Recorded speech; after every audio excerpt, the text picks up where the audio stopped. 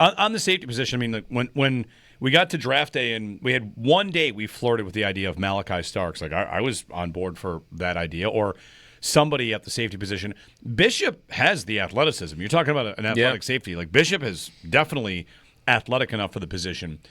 The interesting thing about this defense is you say, like, these players come back. I don't want you to confuse it with I'm predicting they will be great by the time they get to the playoffs. I definitely don't know. I just got to give a little bit of grace period here for McDermott and Babbage to kind of put it together. You know, you have games where you just don't play well. You have a lot of new pieces. You're feeling it out, whatever. Mm-hmm. Will the safety position be a problem the whole year? Maybe against some teams, yes. Maybe against the Jets it won't. Maybe against the Saints it won't. But there might be times during the year.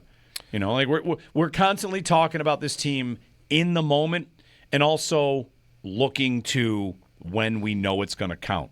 And by then, who knows who's healthy?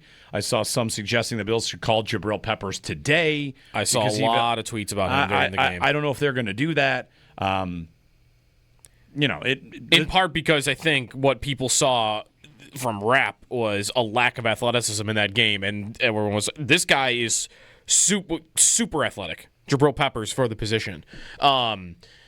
So, I mean, maybe they bring him in later in the year. I don't know if he would start right away. Like, I think these are probably your starting safeties. If it's going so poorly that, like, even they sound like, man, we might make a move at this position, then that's a deadline move, right? Mm-hmm.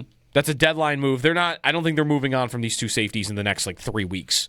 And I don't think they play, kind of like you said, I don't think they play opponents that are going to make them get benched in the next 3 weeks. And they're not going to bench Rapp, right? No.